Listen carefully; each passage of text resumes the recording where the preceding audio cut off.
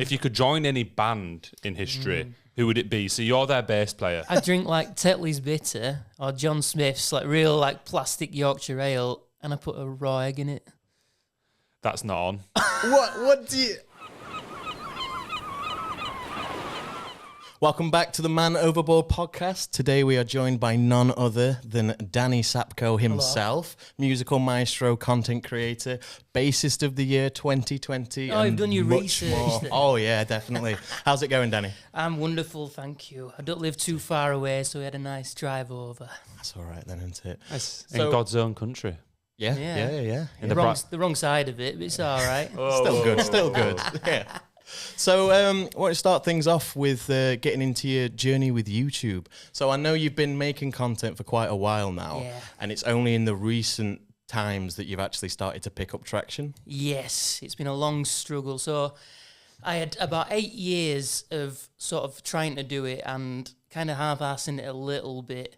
And it wasn't until literally like 9 months ago that it really started to pick up. I started doing a lot of shorts and stuff, and that's really what got me going with it. And it took me 8 years to actually speak on YouTube, which I think was the big thing. I needed to get over that. And the obvious reason, I don't know if you two find this, was like, oh, no one's going to understand my accent outside of the, the local area. So it did take me a bit of a while to get that going. But luckily, it's just starting to take off. Starting to get there now. Getting some traction. Yeah. Ball's rolling now, isn't it? Yeah, onwards and upwards. I was going to say, you've kind of used your accent in your favour in a way, haven't you? Because it's kind of become your catchphrase of sorts. Yes. Yeah. Have you seen the back of me jacket? I was just about to say, would you be able to quickly... Yeah. Repping the... This is my new logo. Let's see. Can you see that?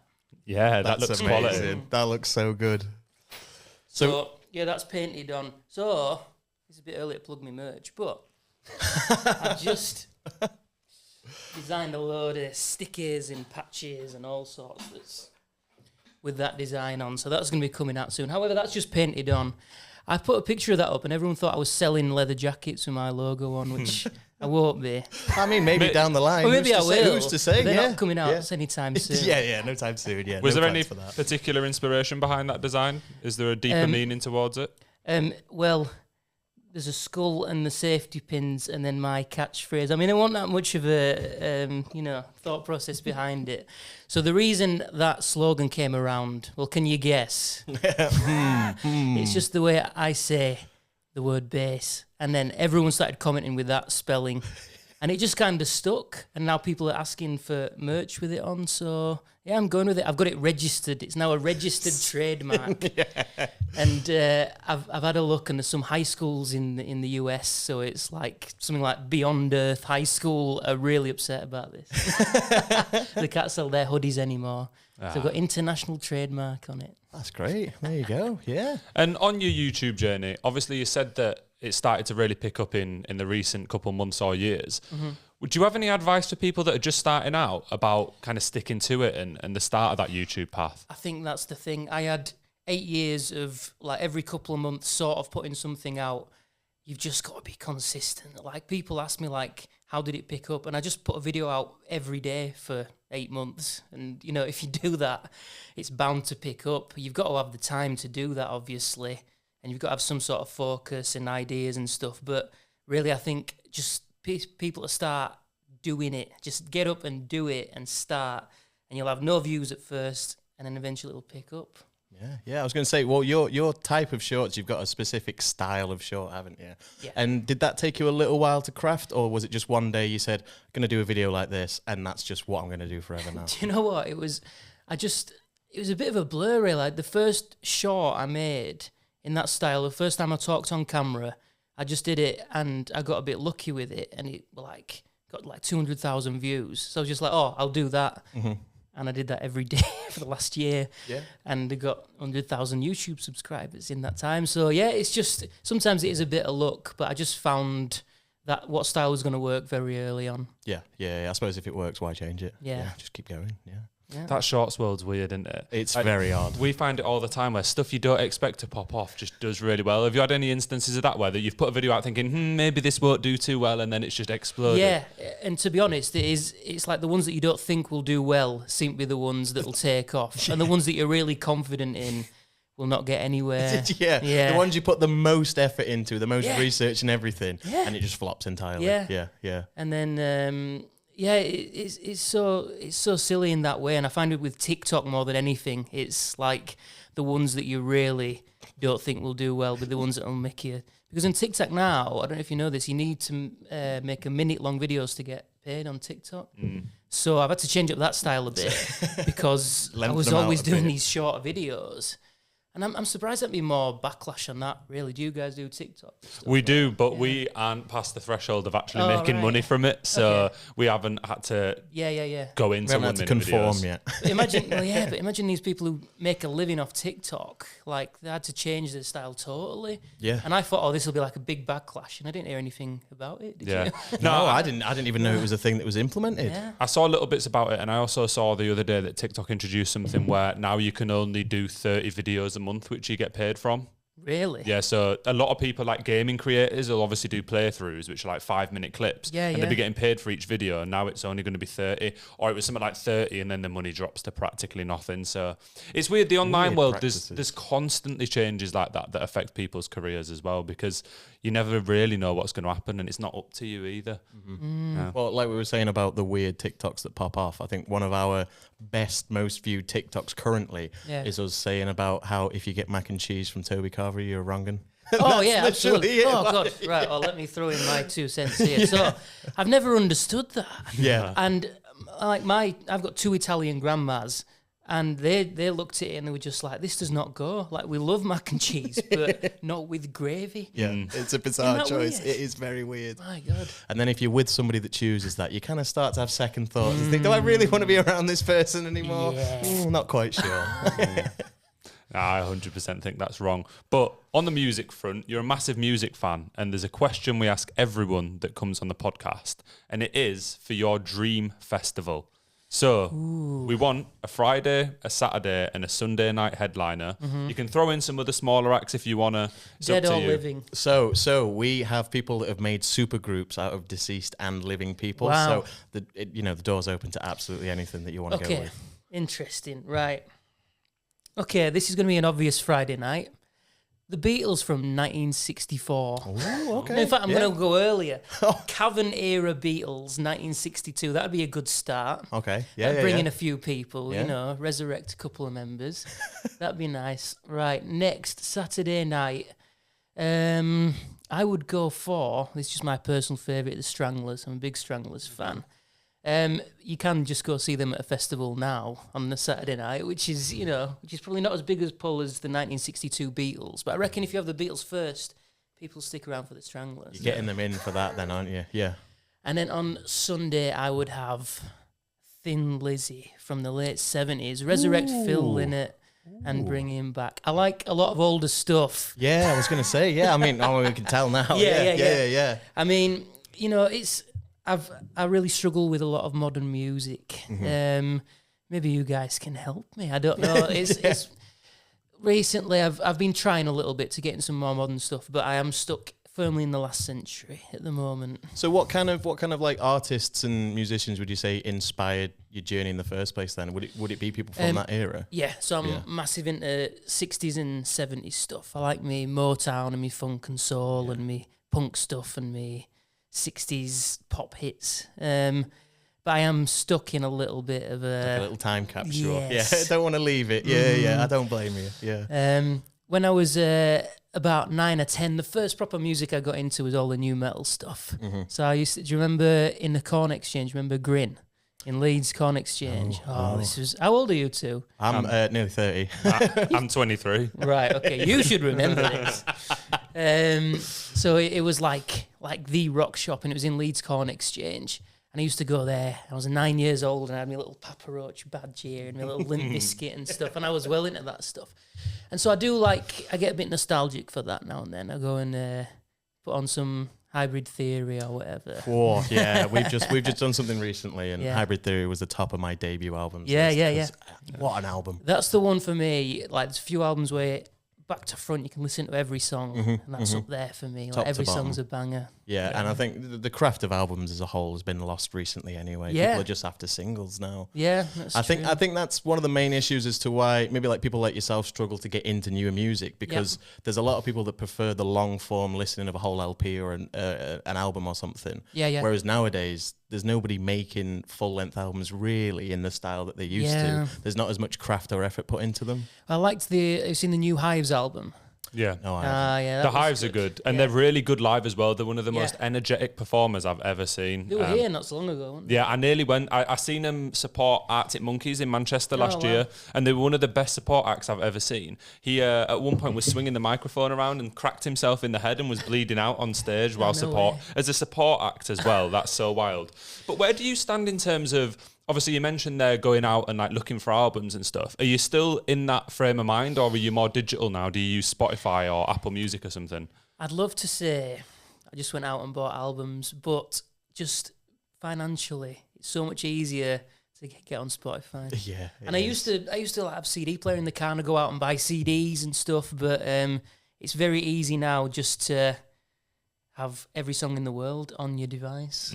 I think Just play them. I think I've gone the polar opposite way. Whereas I had CDs and that when I was younger, and then I went into the world of streaming when Spotify came out in like 2010, 11ish, I think it was stuck on that for ages. Then recently got myself a vinyl player. And Right. I've now been going backwards and buying vinyls instead of listening to streaming services. So it's a cool little Yeah. to go. No, once I'm made a load of money, I'll do that. But not But there I yet. agree that it's Yeah. very, very expensive to do. And it's one of those where I kind of treat myself once a month to a nice little vinyl of like an album that I already liked. Yeah. But it's also good to be able to go and find new works that you didn't know that you would have liked. Yeah, Yeah. absolutely. So are you two musicians?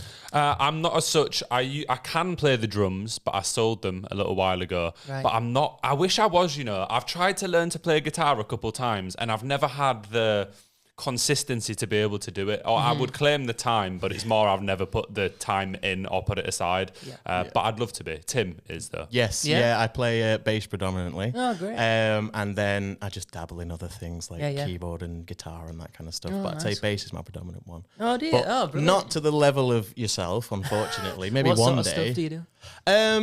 I kind of just have a playlist on Spotify of songs that I've learned and then just jam along to them and then occasionally just sit there, papping away on the strings and just messing around. Been playing for maybe about 10 years now, on and off. Yeah. So not too bad. Oh, brilliant. Whereas yourself is a man of many instruments. Oh yes, it's funny you should mention that because I've brought some. Oh, wow, look at this. I didn't even notice them there. Right, do you know what this is? It's a banjo, isn't it? No. Oh, Looks like a it's not banjo. a banjo, that. know what this is? Banjolele. Banjolele. So, this is one of my favourite instruments. Okay. It's no one else's favourite instrument ever. You know who George Formby is? Yeah. Cleaning windows, Joe. He was a window cleaner.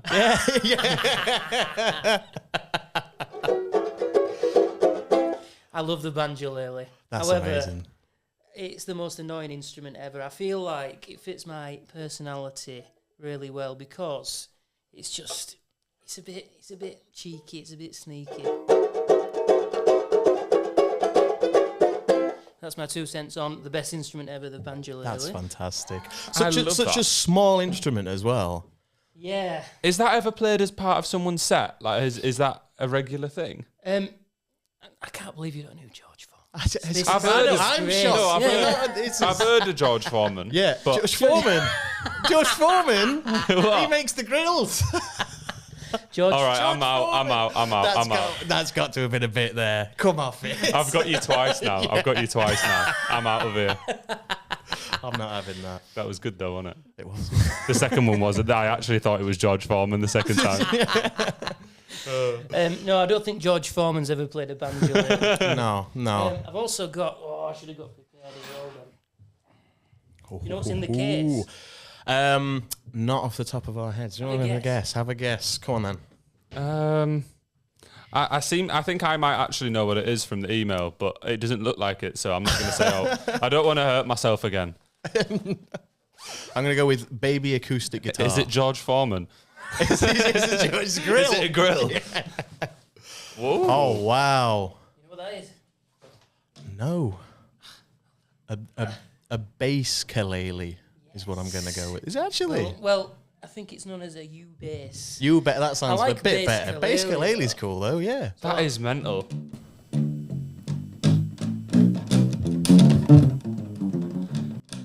And the idea is, it's a double bass, but it's this size. That's fantastic. light. I was going to say it's got the sound of a double bass, hasn't it? Yeah, That's amazing. And it's fretless. Would you I- like to have a go? I could listen to you do that all day long, I think. I'm going to listen to you do it. This is going to be the rest of the podcast. Oh, no. Been put on the spot now. I thought you were going to play Smoke on the Water then. This is very the classic. Am I in the right place? Yeah, you'll struggle with that. It's gonna struggle with So that. do you know what the strings are? I do not know. The strings, imitation lamb intestine. Oh, lovely. Because on old double basses, they used to have gut strings, so made Right. out of intestines. So this is meant to... There you go. He's a natural. Mr. Non-musical. Yeah. There we go. You should have started years ago. I You'd am be now. great by now. It was, yeah. It's the one song I know how to play on acoustic guitar. Oh, that's amazing. So how many of these weird and wonderful instruments would you say that you are in possession of? Well, I have the normal ones. So I usually play bass, guitar, a bit of keyboard and piano, regular ukulele, bit of harmonica, I do a bit of singing, and then I've got my novelty ones, which are the Banjolele, the fretless U bass, and we had an idea, did me and my management, that we're going to get a didgeridoo soon. Oh, very nice. Yeah, very nice. But I'm actually going to try put strings on the didgeridoo as well, make it a woodwind, and Oh, wow. I haven't figured out how this would work yet. Yeah. but That's There's, my there's idea. there's an idea there. Yeah, how you execute it's going to be the difficult part. But there's a fair amount of people on YouTube that do that kind of creating their own instruments and those sort of stuff. There's Rob Scallon and those type of Have you seen creators. the 3D spinning guitar that's come out recently? I think it was Charles Berthoud played it recently Yeah, or something. yeah, that yeah. looks insane, absolutely crazy. So I don't know how it works. I didn't watch it properly, but it's like a drill. You hold your hand there and the guitar spins round. And, That is mad. Yeah. That is sick. It is proper. It's one of those sick. things I wish I invented first. But I didn't. Well, you're going to have the woodwind bass soon. That's so- true. Yeah. Well, that says it Yeah. all, doesn't it? I've got the bass didgeridoo Yeah, champion. compared to the very expensive spinning round drill guitar. Do you ever get to use any wonderful and weird instruments outside of your own repertoire? Because I know that you used to do some work for Gear for Music with Yes. testing instruments and that. Yeah. So, well, the company that's built a couple of my basses is called Brian Eastwood Basses, and they have one called the Bender Collision Bass. Have you ever heard of this? I haven't known. I'll have to send you a photo. It's like they melt their basses, so it's like it's made of plastic and it's melted into a puddle. Yeah, that's really That's nice. sick. Yeah, I like yeah. that, I'll have to yeah. give you a picture of that. Yeah, with the Gear for Music stuff, that was always interesting because you get a weird variety of, like, there was one that was a hybrid between a bass guitar and an upright. So it was a bass guitar, but it had a spike in it, and you could hold it up like this, and that was interesting. The twin necks, the guitar Twin and the bass necks, twin yeah, necks, yeah, yeah. yeah. And I don't know if you know this, but I hate 5-string basses. Yes, And, I'm aware of yeah. that. Yeah. And I had to do a lot on 5 strings. And if you read the comments, everyone's just saying, this guy does not know how to play 5 strings. And I'm like, I know. Yeah, I never said Because I I could. hate them. Yeah. So do you purposely just leave the 5th string out if you were to be given a 5-string? Well, Would you ignore it? I don't or- want to give away an upcoming video too much, but I figured out a way that I can enjoy a 5-string bass. And that's coming up in a couple of weeks. Is I'm that? excited for that one. That should be good. Excited for that, yeah. When was the last time you did a live performance? I know that you're in a band. Is it the Wonderplanets? I want to say that correctly. Say The Wonderplanets. The Wonderplanets. Yeah, with Wonderplanets. Yeah, we're it was just me and my mates, and we're kind of a real, like, back bedroom band where we just record on the cheap and stuff. I've never really been in any big bands doing any big gigs and stuff. So, you know, people sort of look at my YouTube and they think, all right, what else is he doing? Where can I come see him live? And I'm just like, oh, well, I'm playing in this local pub in Shipley. Do you know what I mean? Like, yeah, coming down till 10. Yeah. It's about keeping it fun as well, though, isn't it? Yeah, I'm still looking for the next thing to do. I'm not going to lie. It's all come about quite quick as all this. So I think I'm still trying to discover what I'm going to be doing.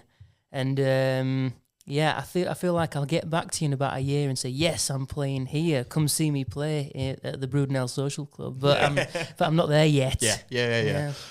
I think being a session musician, like by nature, that's interesting for a lot of people because they probably don't know what actually goes into it. So is it something where you're told in advance what you need to do, or do you turn up on the day and you've got to improvise? Or so, like, the majority of my stuff now, session-wise, is recording at home in my bedroom, which is great because that's the dream. Yeah, I think like before in the olden days, there was a lot of like traveling around and going to studios. Do you know what red light fever is? Have you heard of this before? No.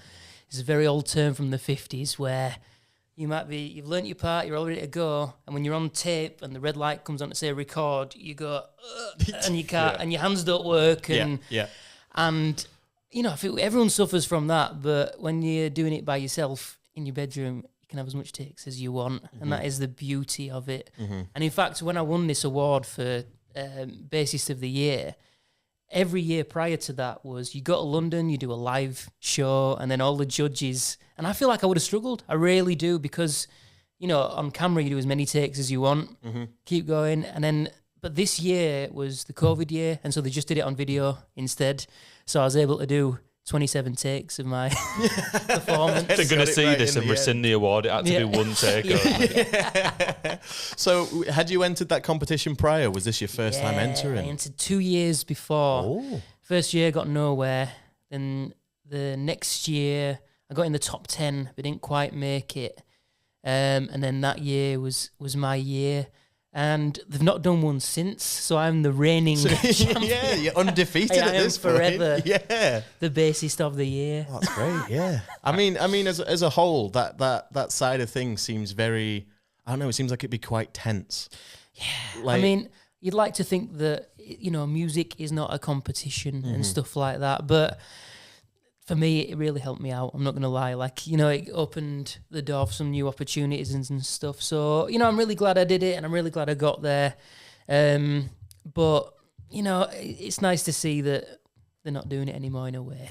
Do you know what I mean? I feel like it shouldn't be like, oh, this is the winner of this competition each year. But I'm glad I won it. Yeah, rightfully so. And well deserved. Yeah. The video itself is very impressive, I have to say. Yeah. So with that, did you have the backing track provided to you and then you had to come up with the bass line to go on top of it, or was it an entire just your composition? No, it was just do your own thing. And in the couple of years prior, the winners were all, you know, the sort of stuff that I hate, the kind of really slow and reverb and playing all up the solo bass. I can't stand it.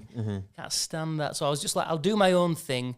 If it fails, it fails. But thankfully they liked it. So I feel that's what's lacking in the bass playing world at the moment, is being a bass player. Yes, yeah, it's very grandioso, and it's not in a bad way, because I do enjoy the meme side of it. But I think the bass kind of atmosphere on YouTube is currently kind of very memey in a way, and a lot of people are just doing like covers and stuff like that. You've got Big Davey 504, of course, which I think he's interacted with you once or twice, perhaps. Yeah. He very kindly put me in one of his videos recently, but now I realise that's just to say, oh, I'm gonna like steal your idea, which I don't blame him for. You know, we all get inspired by each other. Yeah, I mean, it's amazing how like prevalent the bass community is on YouTube, though. As an instrument, when I started playing it, I never thought, oh, people are actually going to care about this. Well, yeah, and this is the thing, innit? It's like a horizontal instrument in the world of vertical smartphone videos, but you can't hear them out the speakers. So it's one of those weird things. Yeah. So I do understand why people do the higher up stuff, but I think with Davey, with all respect to him, he's like, you know, he's got more people interested in the bass guitar, so I can't disrespect him too. I think he was one of the people that I first started watching, like maybe like 10 years ago now, where he was doing like 10 video game theme songs on bass kind of thing and stuff like that. And then all of a sudden, like my mates were saying, have you seen this Davey 504 guy? And he was getting to a point where just people that weren't interested in bass were watching him.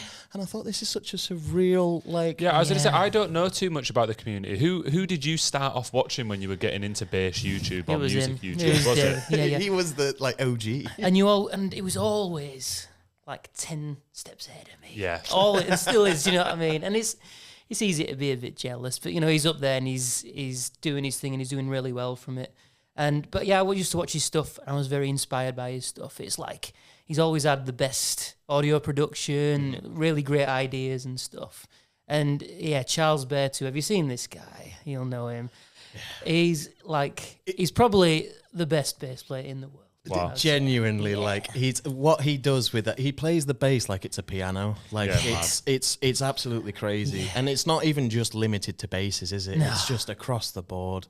And there was a video he did recently where he was in an arena with like tens of thousands of drummers. And it was just him like playing 1,000 along. drummers. He was playing bass with 1,000 drummers. That is mental. Yeah, really impressive. But speaking of arenas, I wondered if you could play at any venue in the world, where would you choose? We had someone pick the Pyramids of Giza the other week. Did you know there's a stage at the Pyramids? Yeah, no. I didn't know that. We didn't. I didn't know that you can play at the Rome Colosseum as well. I didn't know that there's actually concerts there. Yeah. So, if you could play anywhere in the world, where would it be? I would play at the Ringabells pub in Shipley. Other than that, where would I like to play? I'll tell you what I'd like to do. I'm going to sound like a bit of a Beatles fanatic here. You know, they played on the rooftop. I'd like to play there. I'd like to do a concert, because I don't think people do that anymore, do they? Not that I know of. I'd like to get up there and do my own songs and have a big crowd watching me, and I'd be a Beatles fanboy and do that. That's something that's kind of gone to the wayside a bit, is big bands, because they were a big band when they did playing on rooftops. Yeah, that's it. No, that's it. No, I was going to say playing on rooftops, doing kind of like disruptive things, because the police weren't happy with them doing it, were they? No, the police come and dragged them away. Yeah. They said that they were hoping they were going to be like dragging him off, kicking and screaming, and be a great end, but they just sort of let him away. Yeah, it's just kind of walked off. Maybe we need a Danny Sapko rooftop Shipley gig. Yeah, there we go. The Shipley Clock Tower. I'll go on top of that. That'd be sorted. Yeah. The new Beatles. Yeah. Either that or you could be the B Sharps. Yes. Yeah, they did it on the roof as well. They were the second best band to do a rooftop performance. Exactly. I do take it back. That is another rooftop band. Do you have any idea what we're on about? No, not really. I didn't think so. To be honest, I expected this to go this way because I've got two bass experts and I'm here like an overall music fan. Like, what's happening? I'm not sure who Danny 504 is, but he sounds like he's good at it. But did I get it right? Dave. This is Danny 504. Well, no, actually, do you know about my nickname? So he's Davey 504 and I'm Danny 4'4". That's great. I was thinking Danny Sapko. Yeah. That is a good one. I do like that one. Yeah. But I don't really like slap bass. It would work if I was into all that. Yeah. So on the odd video that you do slap bass, that's when you'll throw in that. Yeah, it's my alter ego. Yeah, I can bring him out. Here comes Sapko. Slap bass sounds so weird. I don't know if I'm into slapping my bass. Oh no, it's no. I know what this one is. Well, I call it spanking your plank.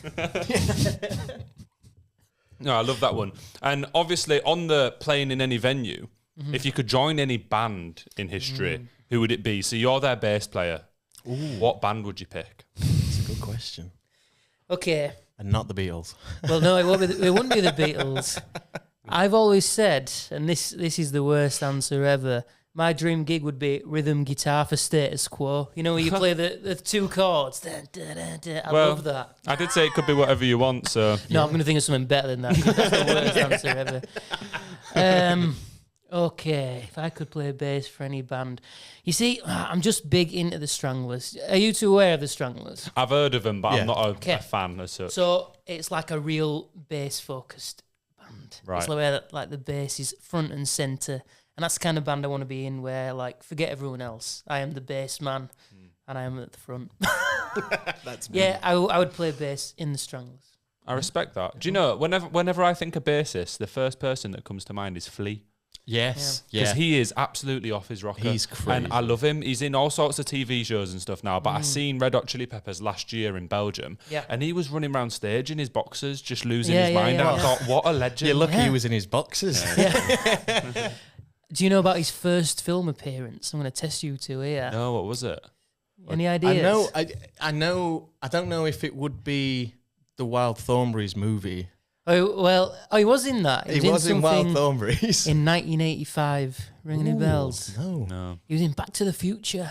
Was he? Yeah. So, you know Back to the Future? Yeah. So, like the drag race in the car, he was the guy driving the other car in the truck. Oh, fucking hell. Yeah. Oh, no way. Yeah. I love little tidbits like that. That's the best kind of information. Those are all just the facts that end up flying around your head. Did you know? But I seen him in The Mandalorian pretty recently.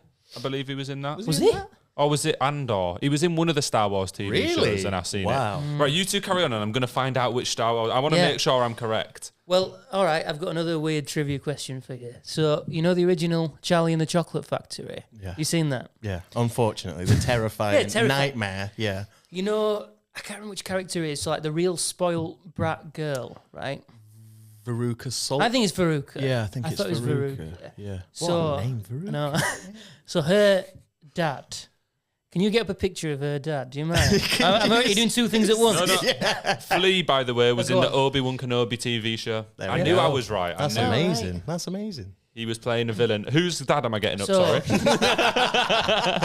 So the actor's called Roy Kinnear, right? And he's in Charlie and the Chocolate Factory, like the original. And he plays Veruca's dad, right? So do you know what this guy looks like? Was he the business guy? Big guy. Big fat. Yeah. So, right, there he is in Charlie and the Chocolate Factory. Yeah. How old is that man in Charlie and the Chocolate Factory? He looks about 60, 50 to 60. Yeah, late 40s. That is a 37-year-old man. And I was just thinking, like, in the olden days, people aged. As soon as you went third, I was like, nah. I was like, no way. Yeah, I'll put that up on screen for any viewers. Yeah. That is wild. I bet you didn't expect to talk about that today. No. But I mean, nowadays, like, I don't even know what to expect. Like, the aging process just seems to have changed entirely if that's a 37-year-old man. Yeah, no. Skincare, mate. It's called skincare. That's probably what I'm going to look like when I'm 37, to be honest. Maybe not quite that bad, but I'll try my best. But snacks, Tim. Snacks, yeah. Oh. Yes. So we've got 2 items for you, technically 3 items for you that have been somewhat requested. You got Unfortunately, well, we got one. We could not acquire the other. Care to guess which was which? You couldn't get the cereal. Oh, okay. You got the cereal. You didn't get the cereal. No way. He says as he fails to grab it. No way. Oh, wow. There we go. So for everybody at home, this is the closest to chocolate frosted flakes that exists nowadays. Wow. Unfortunately, chocolate frosted flakes are no more. It's now chocolate milkshake frosted flakes. No, I fully It's accept exactly that. the same thing. Yeah. So, right, I've been after these for about 8 years. I can't believe they found them. So just don't eat them. They actually went out of date in 2011. Yeah, I found them in a cupboard. You're joking? No, okay, no. They're in date. They're in date. They're well in date. Yes, don't worry about it. They are indeed. So they used to sell these in B&M when I was younger, right? And I've been trying to get hold of them, and I've seen, even when I've tried to order them online, I couldn't get them. And I thought you'll have no chance. What I thought you'd do is you'd get chocolate cornflakes, because you can get them. Yeah. But you've got one better. Gone all the way out for Mr. Sapko himself. How could we not? Fantastic. The unfortunate thing was Bradley's. I spoke to Eileen at Bradley's, and then I was also on the phone with Morrison's for about 30 minutes, customer support, trying to find stock of it. No stock anywhere of Bradley's jellied eels, unfortunately. But this is what I thought would be the next best thing, which is jelly snakes. I know it's not even in the same field house. No, but you know what? That's you're doing well there. Right, let's try this. You mind? No, let's do it. Let's do it. It's been a common theme of our guests recently, hasn't it? We've had a couple of American guests on, and we keep making them. Well, one American band and one German band, and we've made them try British snacks both times. Oh, brilliant! So we've had them had Monster Munch, salt and vinegar squares, double deckers, all sorts. Oh wow! So I'm surprised I could open that. Do you know why? Because the weird thing about me, and people say, "Oh, how are you so good at bass?" I can't open bin bags. You know, carrier bags or bin bags. I can do none of that. So I was about to think, I'm gonna struggle. Yeah. An hour. Right, let's give these a go. It's not quite jelly deals. Although I did say to Tim, it's probably a positive we couldn't find them, because otherwise, for the rest of the episode, it'd stink of fish. Well, you know what? I was going to make you two try them as well. You never. Well, that's what I was looking forward to doing. Tried them. One of the reasons I wanted to get them so badly is because I thought, I want to give these a try now. You never tried them? No, never tried them. I'm still going to stay on the lookout for them. What do you think they taste like? Eel. What I imagined have you had regular eels? No. What I imagined it to be in my head was like a snail in pork pie jelly. Oh, like that's a one. great description. Yeah, that's what I thought. That's giving me a visceral like. It pretty much is. It tastes more like white fish. It's like cod in beef gelatin. It's pretty horrid, but I love it. Yeah. Do you want to know something else weird? I put egg in me beer. What? Whoa. Hang on, you can't just go, do you want to know something? What do you mean? So I drink like Tetley's Bitter or John Smith's like real like plastic Yorkshire ale, and I put a raw egg in it. That's not on. What do you... Have you got a Tetley's in an egg? No, I've got I'll have a beer and an egg somewhere though, I think. There'll be a beer I've got kicking to go around in find an one. egg. Go on. All right. Go on. Go on. Go get that egg and that beer. I'll need a fork as well. So are you going to be making some kind of scrambled concoction here? Do you then pour it into a pan, make a cheeky omelette, or...? No, I was known. I've always liked to eat weird stuff. When I was a kid, my favourite was strawberry jam and beans on toast. Ooh. Yeah. Ooh, I don't know how I'd feel about that. Yeah, I had a bit of an idea for a side YouTube channel where it was going to be Uncle Sapko's weird recipes or something. I can think of a better name than that. I mean, it would work. It would work, though. It would work. There's some crazy recipe. I saw somebody the other day that was putting chocolate spread with... do you know those Takis that they have in America? Oh, yeah. Those, like, really hot ones? Chocolate spread in that apparently works really well. That sounds good. The best one I've heard is super noodles and lemon curd. Oh, yeah, that's going to be a good one. I might give that a try. I'm a big fan of super noodles, just noodles in general. Yeah. Some people get weirded out by the most basic stuff, though. Like, I used to take my super noodles, make them really stodgy, get rid of all the water, and then what I'd do is I'd throw cheese on them and throw them into a toasty machine, at which point it would make, like, handheld noodles. And I thought that was the greatest invention that anybody could come up with, because then you don't need a plate or anything like that. Everybody I tell it to go, that sounds horrible. Well, are you a man of science? Somewhat. It depends. It depends where this is going to go. Sorry, I've got half-eaten jelly snake. No, it's all right. Don't worry. So, do you want one, by the way? Oh, yeah, go on then. Yeah. So, when I was in uni, we didn't have a grill. In fact, didn't have much other than a microwave and a toaster, right? I wanted cheese on toast, right? Toaster on the side, cheese, toast, Worcester sauce, put it in the toaster, thick black smoke and ruined toaster, right? And everyone I've told that said, "Oh, you idiot." And then I've said, "Why?" And no one can tell me why it hasn't worked. I was going to say that sounds like a great idea. As you were saying it, my eyes lit What up, did and I I was do going, wrong? "This is great." I don't And know. everyone's like, "Oh yeah, what an idiot!" But then no one's told me why. You just knocked over George Foreman's yeah, Banjolele. George Foreman's going to be mad now. You don't want to make George Foreman mad. The thing is, I couldn't even play it off that I was faking it anymore because it was real on the George Foreman. I said something before where I was joking though. Right, I need a bottle opener. How have you? The man's prepared. He's got his own egg as well. You've got a choice of two very strange beers, so you can either pick a Hobgoblin or a Desperado. Not the desperate. I don't think I that'd feel go like well that'd with make egg. it more entertaining at the same time. Yeah. Oh, he's utilitarian over here. He's got it all. You know what the best thing is? I'm driving, so I can't have all of this. So you two have got to help me finish off Oh. my egg beer. That's fine. That's fine. I will give it a go. I am happy to give it a go. Okay. Joe doesn't look the most convinced at the moment. Right, I don't even like Hobgoblin, never mind with an egg.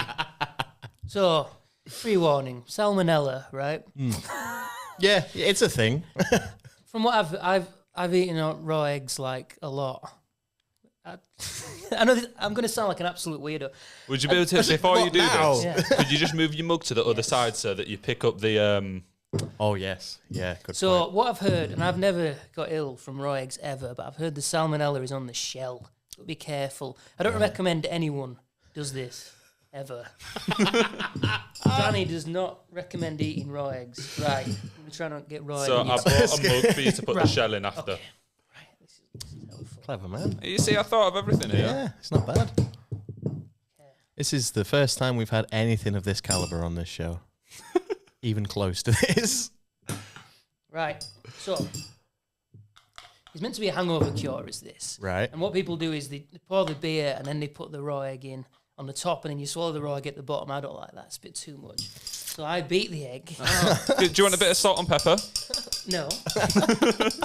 Are you mad? Right. You never heard of this before? No. I'm in complete awe currently. I'm waiting to see what Oh, the this colour of the beer is that? combination. I feel like you may be making shit up on the fly to make us drink this. Do you know what's funny? It's in a Guinness glass and it kind of looks like a Guinness settling. Don't say that. Oh Do you know my what God. a black velvet is? No. It's a Guinness and champagne cocktail. Oh, that actually Yeah. sounds all right, to be fair. I could probably, this sounds better than Hobgoblin egg. To be fair, so I'd usually do it like a brown ale or a... I have so many questions Or a that aren't bitter. going to be answered. yeah. So for any audio listeners, you probably want to watch this on video. Yeah. Beautiful. It works really well. Right, give it a go. That's to you first, that got pushed your way.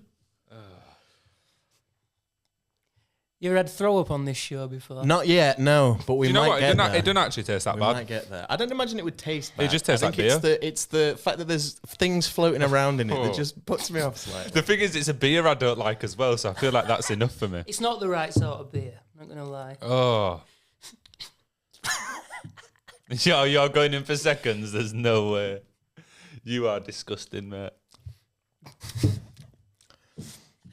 It's hard to say how I feel about it. To put it into, I don't hate it. I definitely don't hate it. I just opened my phone to that, and that is my reaction right now. Yeah, that's a great reaction, yeah. How many bathrooms you got in this side? Well. The best bit is when you get to the bottom anyway, because that's get where you a get nice all the egg little- at the bottom. I don't think we'll be making it to the bottom for some reason. No, not at this point, no. Like, is that something that you commonly do? Yes, as my manager will agree to. I will Slowly just nodding in the corner for people who... Like, watch The Apprentice Thursday nights and have a Tetley's and an egg in it. And what spurred that on? It's You know, used to- there's many questions that we could ask right now. This is an old recipe. This is like it was a hangover cure people used to do. I think it's a Newcastle thing. They used to put the brown ale with an egg in it. And then what's the Who film? Tommy. You know, have you ever heard of that? Tommy the musical. Uncultured swines. Keith Moon from the Who, drummer. Keith Moon. No of. Ring I any know bells? the Who. No of. You know Yeah. the Who, drummer, mad drummer. Yeah, he just ring bells, doesn't he? Rings bells and plays drums. He did it in the film as well. So it's like an old age thing. I don't know if you can tell I'm stuck in the past. Yeah, I was about to say. Yeah, I mean, to be fair, you are wearing a shirt in which Bradford FC was still in the Premier League. Bradford So. FC. Is it Bradford? Is it not FC? Is it Bradford Town? Oh, it's Bradford City, isn't it? Bradford City. Yeah, Oh, sorry. City. What year? As a Leeds fan, God. I've never in my life seen a Bradford City shirt with a Premier League badge on, so it's quite impressive that you managed to source one of them. Can you have a guess what year? 1994. Any advances? 98. 99. Oh! Yeah. how I got 99 closer to there. 2001. Bloody Yeah, I've hell. seen you in your Leeds shirts. I thought, the problem is, I don't know if we're going into Leeds afterwards. I would suggest, a little Tokyo. I was suggesting we go there for some eels. Oh, eel But it up. I can't go with this one, can I? Yeah, you'd be No, right. I think you'd be all Oh, right. you with reckon? that. Yeah, I was I walking reckon around so. Manchester in a Leeds shirt the other week and Yeah. no one said out to me. And it was on the day of the Manchester derby and Oh, still right. no one said out to me. It's So because you look hard as nails. That's what it is. Yeah. I'd defo get my head kicked in. 1,000,000%. But back onto the music, Danny. I wondered, we've mentioned many of these weird and wonderful instruments, and obviously there's loads of them on your YouTube channel. How much do you think you've spent altogether on these instruments? This is going to be a damning statement, I'm sure. Okay, so luckily nowadays I borrow a load of stuff or I get sent a load of stuff. So that is the beauty of YouTube. People want you to see, doing stuff with your instruments. However, I reckon I've probably spent about 5 to 10 grand over the years on instruments, but you buy and sell. So I don't, at the moment, if I get something in, I sell another one off. But I do currently have 27 basses. Wow. Where do you store all these basses? In my new studio. So I've only just recently moved over. So I was in Saltaire before. I've just moved up the road now. And I've got a bit more storage space. So, yeah, before it was a bit cluttered. And before, you wouldn't see this because all you'd see is a lovely green screen. Yeah. But you'd be surrounded by instruments. A little corner in the room. Yeah. Cigar ends and eggshells. Oh, Just God. scattered everywhere. Empty Tetley cans all over the room.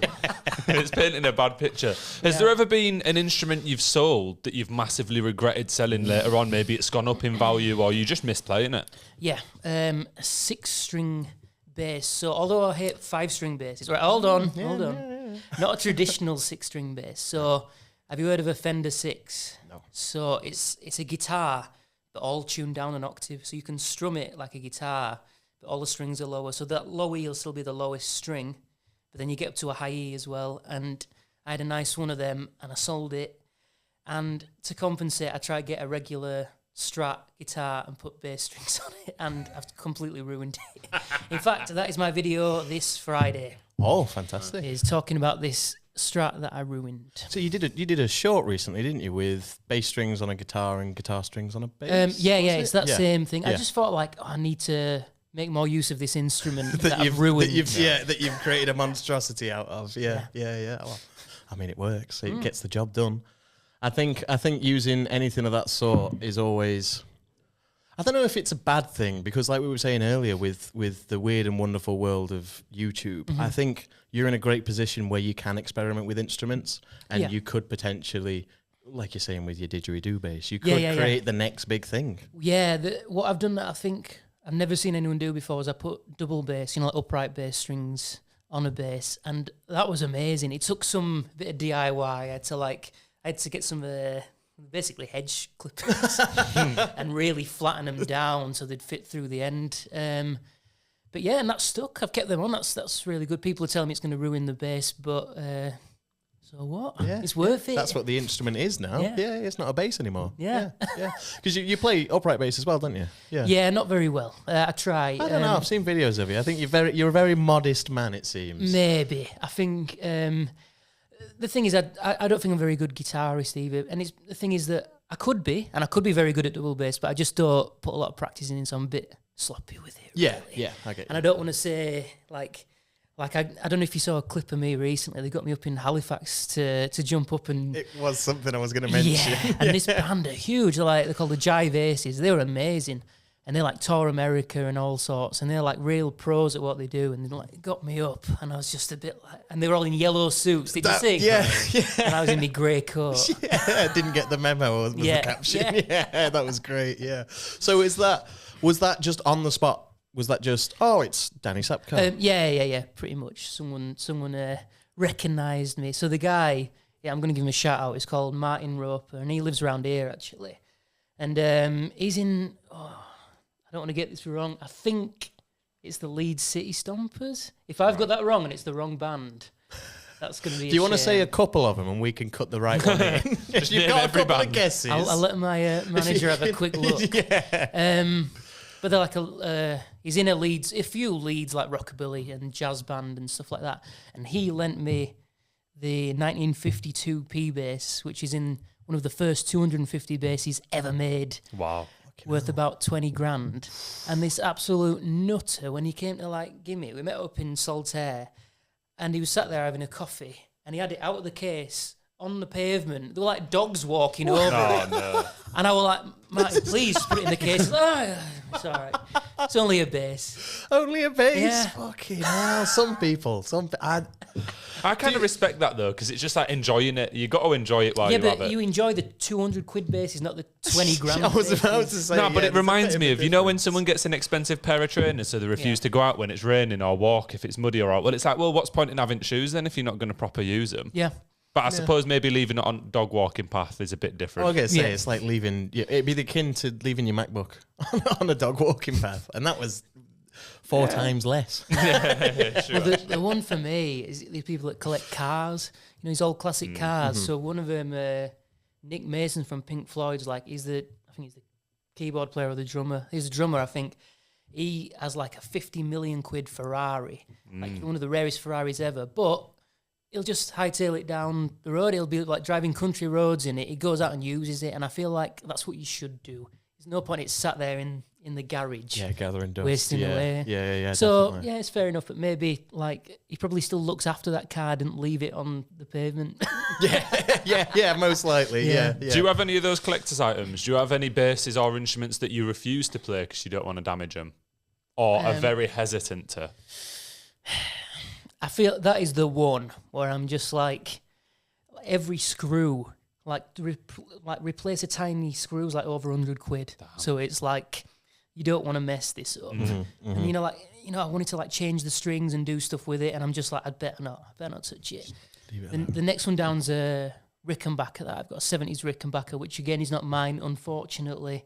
And you know, with my videos, I like to like, let's mess about with it and change this out and see how it sounds. And I don't want to mess too much with other people's instruments, and then you can't get it back to how they were. Yeah, you give it back with some ukulele strings. It's Exactly. Sorry, there's nothing I can do. I ruined it, but it's yours now. Here you go.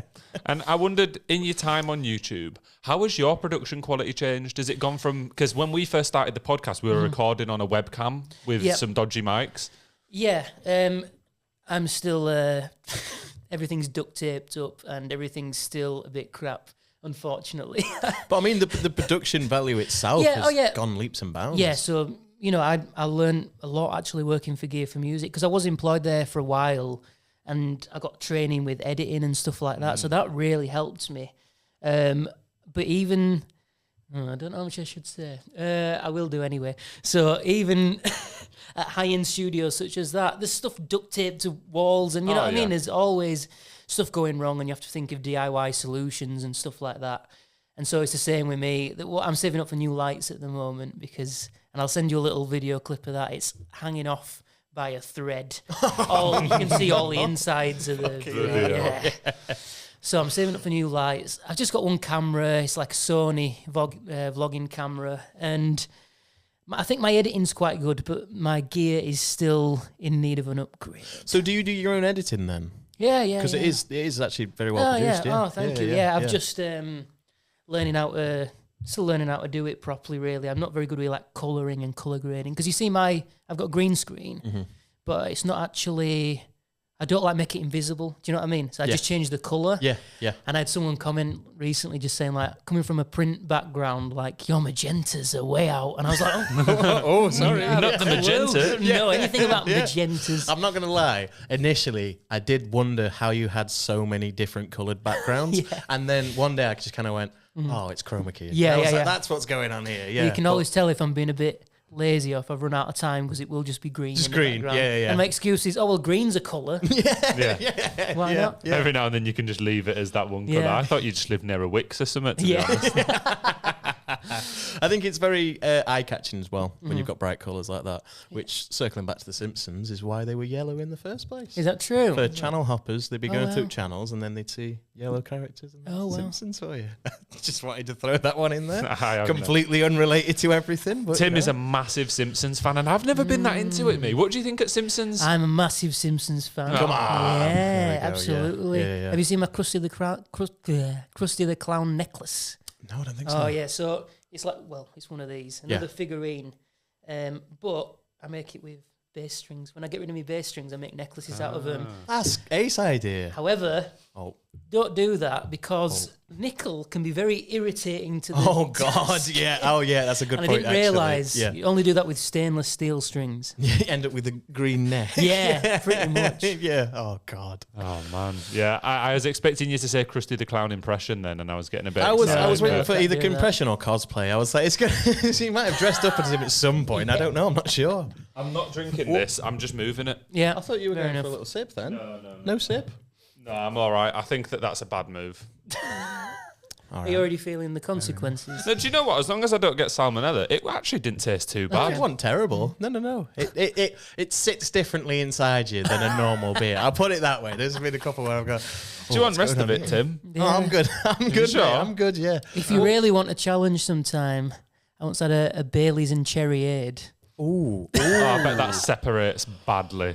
That wasn't a good idea. That sounds like it would kind of taste like some kind of cherry bakewell or. You should try it sometime. Is it? You shouldn't try You it. shouldn't try it. No, okay. It's not even a recommendation. It's a curdling hell. Oh, You'll good. be- yeah, Good. yeah.